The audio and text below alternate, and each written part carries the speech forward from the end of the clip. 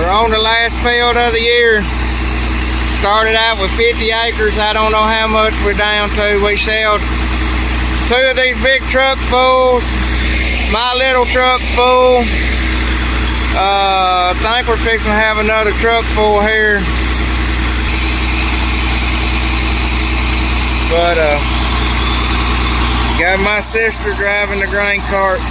Today's her first day. She's actually doing pretty good, I think. There has been no corn end up on the ground yet, so that's always a good thing. I'm just sitting here watching her unload.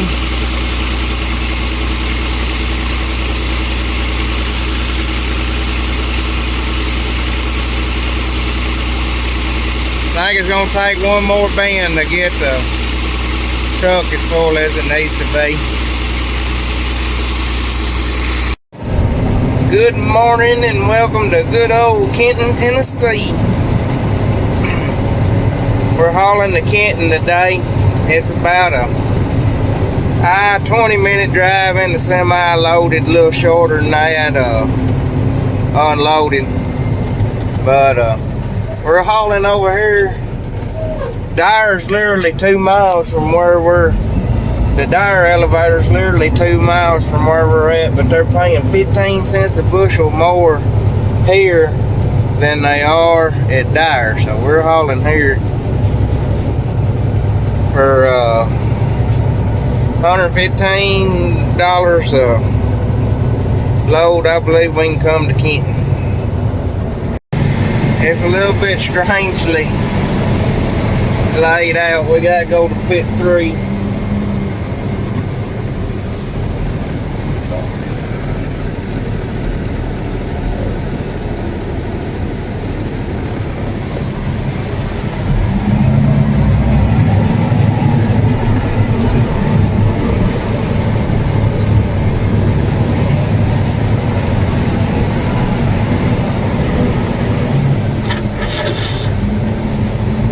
We got dry corn, so we gotta go over here to the dry bin, to the big bins. Only had one load yesterday, checked weight. It checked 17. Most everything's been 15 and a half or under.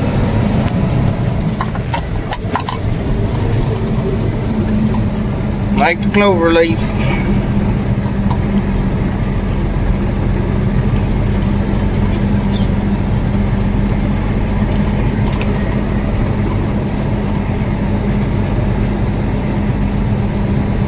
Right there's the old cotton gin. It does not exist anymore.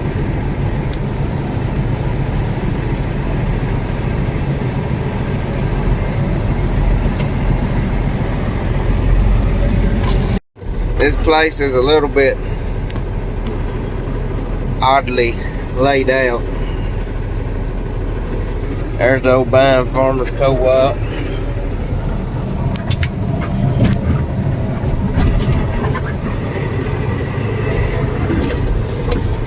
Downtown Kenton.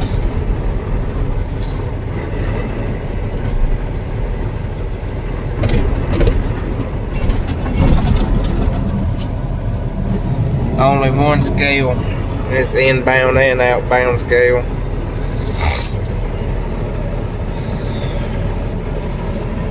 There's old Blue dumping its load. We like about 10 acres of corn. I thought we might could get it last night, but we run out of truck space.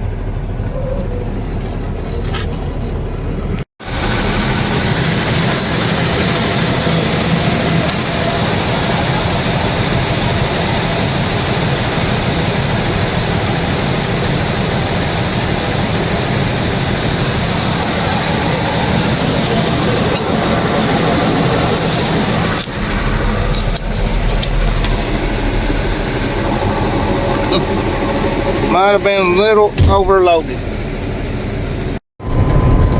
It's not a bad little haul for us to go to Kenton. We got to run 1 mile down Highway 77 and then get on this 4-lane and a straight 4-lane in till you get almost to Kenton, then it goes down to a 2-lane, and you got to go through two 4-way stops. But other than that, it's pretty well 65, 70 mile an hour all the way there. Takes about 20 minutes loaded. But I'm on my way back to the combine. We're gonna see if we can't finish up today.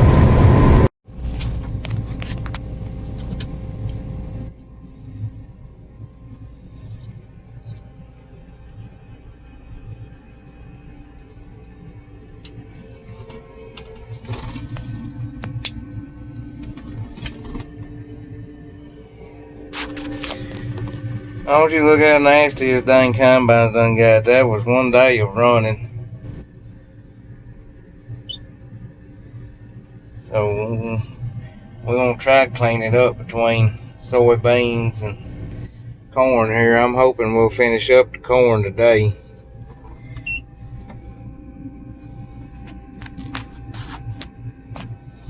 Let's see here.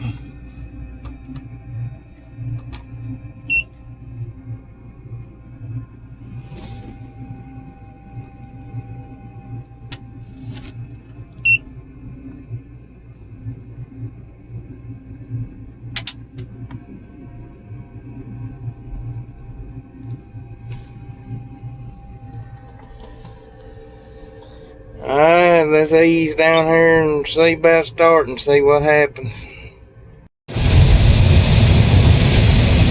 Well, we're ending corn harvest 2020 on the high note. We shelling this corn down there in the bottom, and it's been some good corn.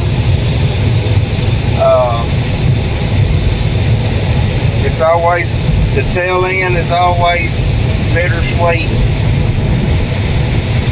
You ain't hard, you're ready to be done, but you sad because past the end of it, you're gonna have to wait a whole another year before you shell any more. But it's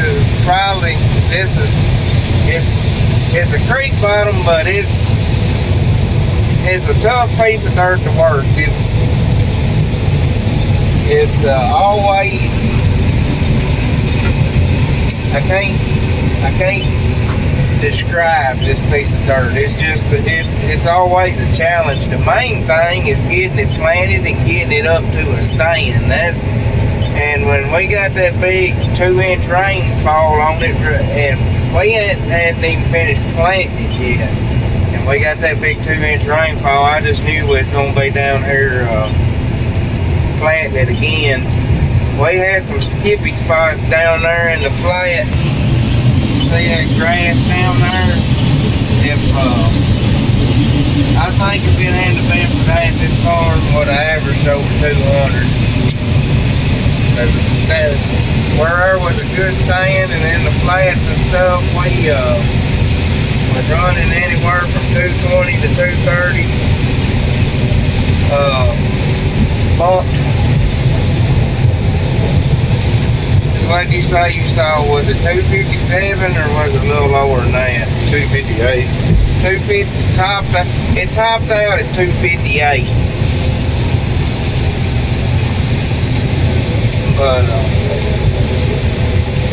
it's I know we put the right hybrid on this piece of dirt. The only thing I can say that we need to do it differently on this hybrid is I think we can crank the population up a little more in the flat ground, and I think we need to dial it back a little bit on the hill. I didn't have I planted about 29 on the hill and about 32 in the flats is what I planted. I think I could kick it on up to 33, 34 in the flat ground, and probably need to kick it back to about 27 up here on the hill.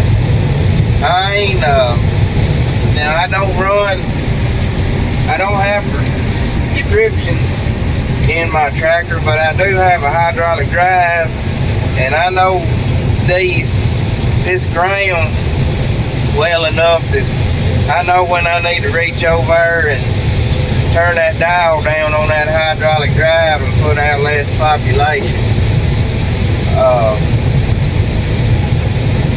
I really need to, it would be nice to have it, a prescription written for it where it done everything automatically.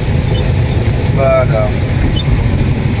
it's some of the biggest ears I've ever seen on this corn. There are some huge ears.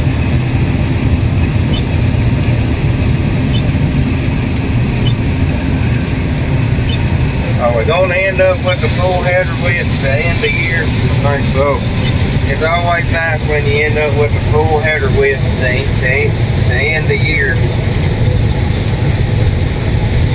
And I'm glad we finished it on a good note. I'm glad we didn't finish it on that crappy hill corn we had. We're going to have to put a pipe and a terrace in right here. It's that big rain, them 2 big rains we had done a number on it. I've been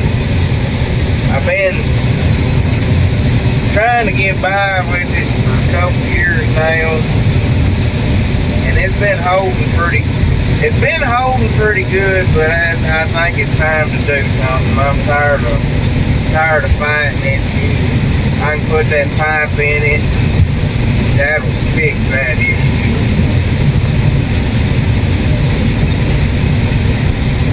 This corn faded back a little bit on the hill, but I can see where one of them multi-hybrid planters would come in handy. You can plant something different on the hill and a different. But I just wonder about is how them corns are going to dry down. You got 2 different hybrids out there, they don't always dry down the same.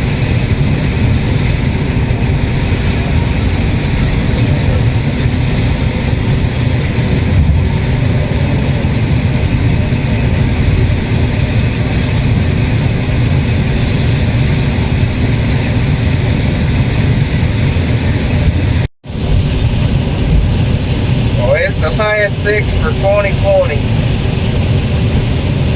This is about the latest in October I've ever shelled corn, I believe. I've been thinking back, trying to remember if I've ever even shelled any corn in October. I've shelled some corn for other people in October, but I don't think I've ever had for myself. It's definitely been a late harvest, which it was late getting planted too, so that pushed harvest back. The corn didn't want to dry down. We think that corn started. I think I can make it. I think I just hit that bump and it triggered the alarm. But we think that corn started shutting down when it got the lack of rain. And when we started getting rain again, we kind of think that corn tried to fire back up, and that's the reason it delayed drying down. It'd be nice to see some 230 and 240 in there at the end of the year. But I don't think we're going to see it. But I'll end the year on 206, running 206, 207.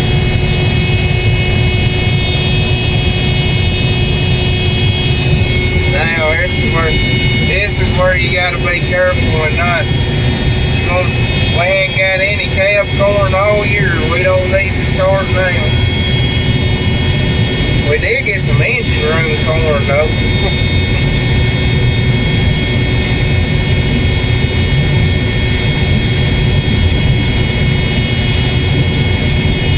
Well, that's that. We gotta go get this unloaded. We're gonna unload this last little bit in the feed pan. I'll shut that off for y'all here, but I hope y'all have enjoyed watching our corn harvest videos. I enjoy making them. I kind of slowed down here on the end because I felt like we're just doing the same thing over and over again, but hopefully we're going to have y'all, we're going to do some more dirt work this afternoon. Next week we're going to try to start drilling wheat, so maybe we'll have y'all some wheat drilling videos. show you how we do our wheat. We no-tiller wheat, and show y'all how we do that. So if you like our videos, like and subscribe, and stay tuned for more exciting footage later. So we're using these last couple of loads to finish filling the feed bin up. We use this to feed the cattle and the hogs during the winter time. We got there's an auger inside it that comes up at an angle. You can see it there. Goes to the center of the bin, comes up at an angle. There's a head on the other side, and you can pull the feed grinder right up under it and turn it on. Now we got some white corn in here. That's just some white corn we had left over, and I know we're gonna dump yellow on top of it, but it don't matter because for feed, it don't matter. Them hogs can't tell whether it's white corn or yellow corn.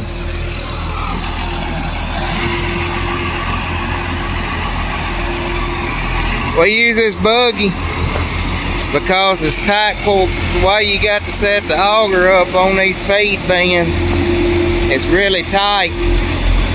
So it's easier just to use the bottom door on this cart.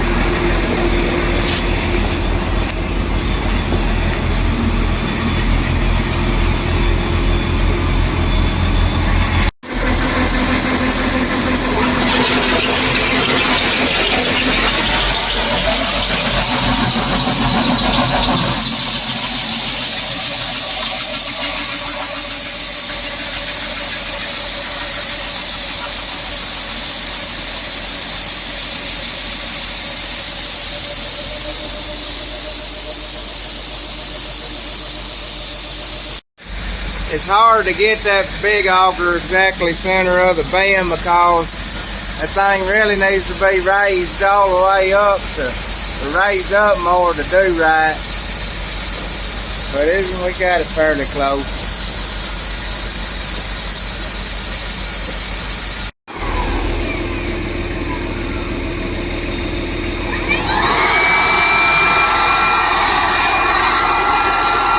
Cleaning the auger out for the year.